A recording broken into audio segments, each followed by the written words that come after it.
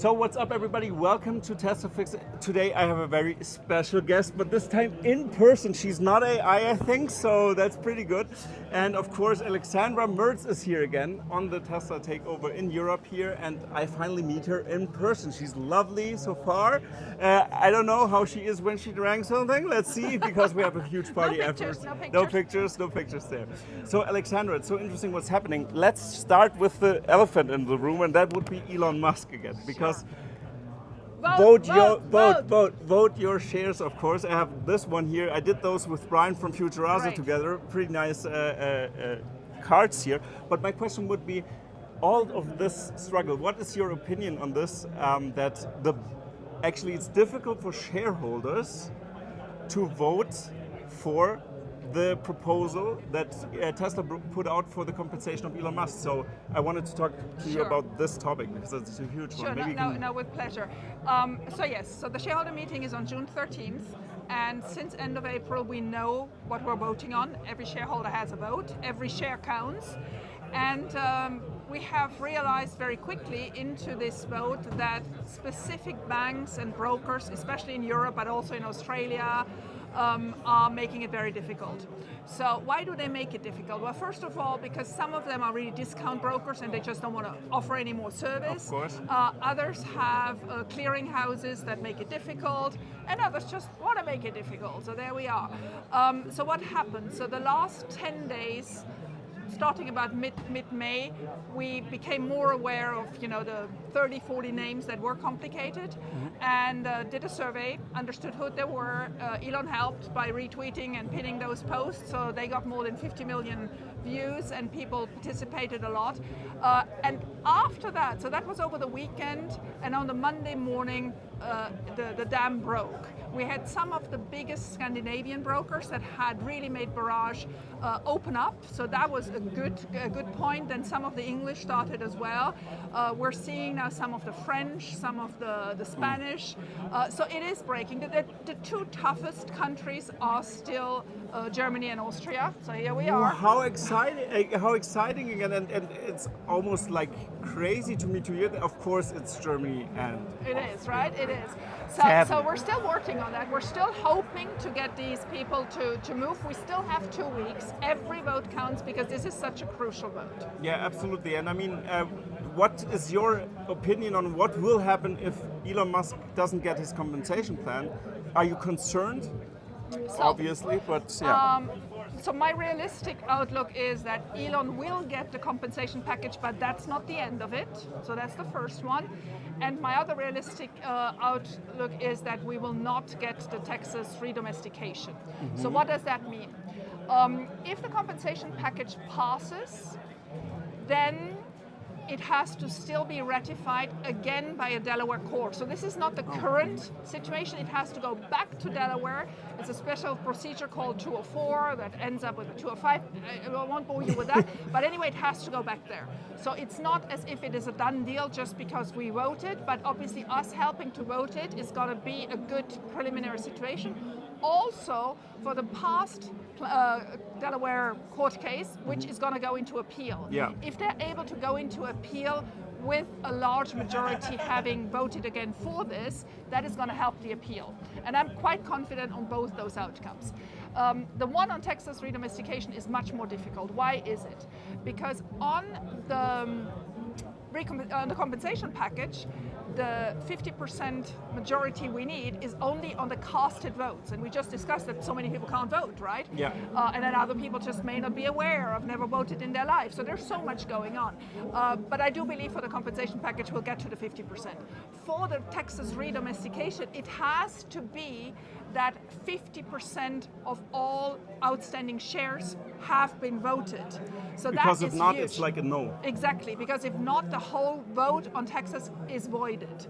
And so somebody not participating is counting as a no vote, and that's making that one such a steep hill. So it's probably very unlikely. But where's the silver lining? Well, the silver lining is that this mobilization has really helped us understand which brokers make it possible and which do not. Because Texas, if it doesn't pass, will be represented. Tesla will keep pushing that. In 6 to 12 months, we can have another vote on that subject, and you may have changed your broker and be able to vote. Yeah. So it is so really important for people to understand what happened this time, and if they got frustrated and if they couldn't do it, they have to take action to be able to vote next time. Absolutely, and maybe as a context for the audience to the people that doesn't know what was actually going on, it's about that a Delaware court decided that Elon's compensation package that was already voted on, 70% of a majority vote 75 was reclined afterwards. So that means that he wouldn't get the payout, and that's a big deal. So now it's about the question. I mean, if he isn't compensated for things that he reached his goals, that's why he should be compensated for that. Because what was in the beginning, maybe you can tell the audience a little bit what was in the beginning. I mean, this compensation pack alone was ridiculously high stretch goals. Of course. Outlandish goals, yeah. It was. So in 2018, 73% of shareholders voted for it. And you have to know in 2018, 70% of shareholders were institutions. So institutions knew exactly what they were voting for, and they all thought this is impossible, but let him run, right? Let him do it. So while there were a couple of the bigger ones voting against it, just because they're always against everything, I mean, I always wonder why they even hold the share, but that's another subject. Yeah. But they hold them because they have index funds. It's not because they have any love for Tesla or Elon. Let's just make that clear. But anyway, even then, 73% of people voted for it. Now, so in that moment, 30% of the people voting were retail. Today, retail is much stronger. We have 47.5% of the vote for this compensation plan. So coming from that side, we actually have a higher chance to make it happen. And on top of it, there are two other arguments. First of all, a deal is a deal. This guy, Elon Musk, did something that nobody expected. He had a deal on the table. He took the deal. We gave him the deal. And now it should not be honored? You got to be kidding. A deal is a deal. And the second point is, we're now actually voting in hindsight. We know he did it. So it's not as if you vote on something that may happen or not. We know it happened, right? So for all these reasons, I am confident on the compensation package. Texas is a different subject, but on the compensation package, I am. Yeah, and that's pretty important, and it's interesting to see because I reached out to my bank, and guess what? It's not working. You're so German, right? Germany, it's not working, and this is pretty interesting because, of course, you have, for example, stocks, but in Germany, kind of, you don't participate in the vote, which is ridiculous, but you have to. Sure. I mean, you have. I mean, that's why you're shareholder. That's your right. I know. Kind of, and it's interesting that they make it so difficult. I mean, that's the whole idea of capitalism. You're investing in a company and you have your say. The board works for us, and then the executives work for the board. So that's the whole idea of capitalism, and I just don't understand why banks would make that difficult or say, oh, we only allow that in Germany, or we allow it in a couple of European countries, but nowhere else, and certainly not for US companies. You gotta be kidding me. That actually means that it's protectionism. They're trying to steer you to only invest into German shares if you want to have your right to vote. And of course, the banks also sometimes short stocks. Sometimes they do their own trading positions, their own portfolios, and they might have. I mean, that's just. But I mean, I don't want to I can say tell that you they do that, but the Scandinavian banks suddenly found solutions, except for Nordea.